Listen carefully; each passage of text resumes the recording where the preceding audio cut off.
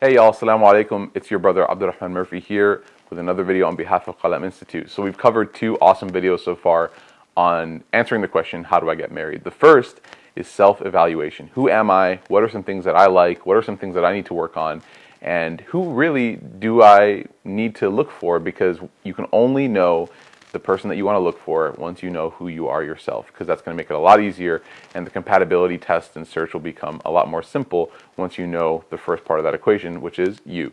The second is, how do I now engage my parents in this conversation? Parents are a huge blessing, and they are a massive, massive help when it comes to this process of getting married and the institution of marriage. And so how do I now engage them in the conversation and bring them along with me on the journey of finding a spouse, inshallah ta'ala? How do I do it in a way that doesn't have a lot of friction, doesn't have a lot of tension, and is really smooth? And how do I integrate their expectations into my expectations? If you haven't watched those two videos, you need to watch those two videos. It's la yajuz. It's not okay for you to watch this third video unless you watch those two. So go back, inshallah. Now, the third video, this is a very important question, is how do I meet somebody, right? And this is a huge question in the Muslim community because, let's face it, our religion is protecting us from certain harms, right? Our religion is protecting our mind, body, and soul from poison, from harmful environments, etc. And traditionally, normatively, in this country, people meet each other through harmful ways sometimes. And so, as part of being adherents to the Islamic faith, we try to make sure that we're doing things the right way. And yes, that could present some unique challenges in finding somebody. However, many Muslims are still getting married, so it can be done. My advice is go like this. Number one, be balanced in your approach on finding somebody, right? Don't automatically discount people that you already know just because you already know them. However, don't also be that creepy person who's constantly proposing to people who you know, right? There's two kinds of people, right? There's those two kinds of people. The one who's like, I have to marry somebody who I don't know already. And there's the person who's literally proposing to like people that they meet all the time. And that's just like two very opposite extremes. Be balanced. وَكَذَلِكَ جَعَلْنَاكُمْ أُمَّةً وَسَطًا. Allah subhanahu wa ta'ala said, and like this, we've made you a balanced nation, right? We're balanced people. So in our life, in our emotions, in our religion, we're moderate people. So if you know somebody that could be a candidate, don't shy away from asking them simply because you already know them.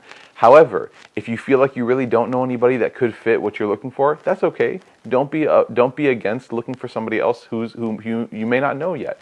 However, don't have this preconceived, predisposed idea going into that equation, because you're just going to block people off and it's just not going to go well. And people, subhanAllah, have been searching for years and years and years.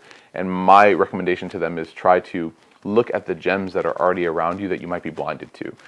Because those people, oftentimes, you already know their compatibility, you know their character, you know their family, and a lot of that work is already done. So the next point, so that's for point number one, to be balanced. The next point, the next advice that I would offer to you, brother or sister, inshallah, who's trying to get married, is if you have a certain set of values that you really want this person to have, okay? So let's say that you are someone who loves to take Islamic classes, you love to gain Islamic knowledge. Let's say you are somebody who loves charity, you love working with relief organizations. Let's say you're somebody who loves working with kids, you love children, and you work at your Sunday school. Let's say you're somebody who just loves serving the community and you set up your community's Eid carnival every year or twice a year, etc. Increase your chances of meeting somebody by participating in these things that you find near and dear to your heart. Because you know what? If someone else also finds these things near and dear to their heart, then that's going to be a huge bonus for your compatibility test, inshallah. That you might be able to meet someone who finds these things the same way that you find these things beneficial and enjoyable. If they find it beneficial and enjoyable, boom, then you found someone who has a major puzzle piece of the compatibility already filled in. My general advice of point number two is to increase your chances of meeting somebody by increasing your paths of intersection with people. Don't be a hermit and sit inside and expect somebody to show up at your door and expect somebody to come and meet you and expect somebody to sort of find you online or whatever. Go out there and try to meet somebody, because honestly speaking, that's the best way to get a really true gauge of someone's character, is by working with them in person. And we have precedents from this, by the way, in the Sunnah of the Prophet Muhammad ﷺ, because we don't advise things religiously without precedents, right? We are people of Quran, we are people of Sunnah, we are people of ijma and ilm and knowledge. The Prophet Muhammad ﷺ, how did he meet his first wife? He worked for her. Khadija radiallahu anha, our mother, she employed the Prophet Muhammad ﷺ. And after she through that path of intersection, after she got to know his character, his personality, his integrity, his ethics, his morals, then she sent her servant Maysara to go and ask him, would you be interested in marrying Khadija, right? So again, looking at somebody, checking that path of intersection, and then proposing is not abnormal. In fact, it's wonderful and it's a great way to meet somebody. So number one, be balanced. Number two, increase your path of intersection.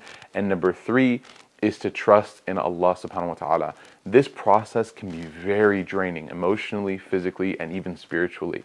But you need to trust in the fact that Allah subhanahu wa ta'ala has your person written for you. It is naseeb, it is already there, and you need to, inshallah, take the steps to reach there. Tie your camel, trust in Allah. Don't abandon either one. Don't tie your camel and then not trust in Allah, and don't forget to tie your camel before trusting in Allah subhanahu wa ta'ala, the famous statement. Do your work and then realize that Allah has your back. Neither of those things should be missing from the equation in finding a spouse, inshallah ta'ala. And when you're meant to find a spouse, you will realize, when you find that spouse, inshallah, you will realize why you found that spouse at that time in your life, not earlier, not later. We ask Allah subhanahu wa ta'ala to give us tawfiq. Jazakumullah khairan. In the next video, we're going to talk about what do we look for in a spouse. So this one's going to be exciting and fun. Jazakumullah khairan. Wassalamu alaikum wa rahmatullah.